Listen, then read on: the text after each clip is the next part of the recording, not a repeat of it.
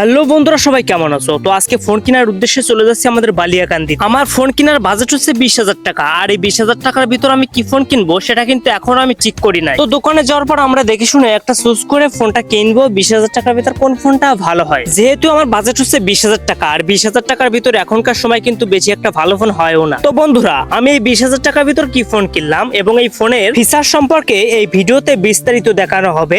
কেউ যদি 20,000 টাকা বাজেটে ফোন কিনতে চান তাহলে এই ভিডিওটি আপনারা অবশ্যই দেখতে পারেন। বন্ধুরা, আমরা কিন্তু দোকানে চলে এসেছি এবং দোকানে আসার পর আমরা কিন্তু ফোনগুলো চেক করছি আসলে কোন ফোনটা ভালো হবে, এবং আমরা কিন্তু দোকানদারের কাছে জিজ্ঞাসা করতেছি যে কোন ফোনটা নিলে সব থেকে ভালো হবে, 20,000 টাকার ভিতর কোন ফোনটা সেরা। এবং আমরা সবকিছু দেখে শুনে Realme C85 ফোনটা নিয়ে নিলাম এবং সেই ফোনটা কিন্তু আমি আনবক্সিং করছি। তো বন্ধুরা, দেখা যাক ফোনটা কেমন হতে পারে।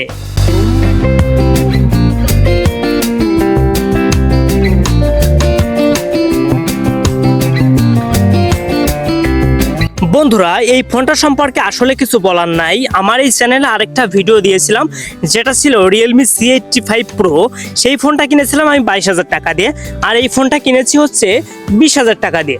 এবং কোন ফোনটার ভিতর কি কি পার্থক্য রয়েছে সেটা অবশ্যই এই ভিডিওতে দেয়া থাকবে। Realme C85 Pro এবং Realme C85 এই ফোনের মধ্যে যে পার্থক্যগুলো রয়েছে। তো বন্ধুরা, Realme C85 Pro তে রয়েছে ইন ডিসপ্লে ফিঙ্গারপ্রিন্ট এবং র্যাম রোমটা একটু বেশি থাকার কারণে এই ফোনের দামটা কিন্তু একটু বেশি ধরা হয়েছে। আপনার ফোনে যদি ইন ডিসপ্লে ফিঙ্গারপ্রিন্ট থাকে তাহলে কিন্তু ফোনটা দেখতে একটু গর্জিয়াস মনে হয়। এবং Realme C85 Pro তে কিন্তু ইন ডিসপ্লে ফিঙ্গারপ্রিন্ট রয়েছে, আর Realme C85 এ রয়েছে সাইড বাটনের ফিঙ্গারপ্রিন্ট। এবং এই ফোনের ক্যামেরা সম্পর্কে যদি কথা বলি, Realme C85 Pro তে যে ক্যামেরা দেয়া রয়েছে সেটা কিন্তু Realme C85 এও কিন্তু সেম ক্যামেরা দেয়া রয়েছে।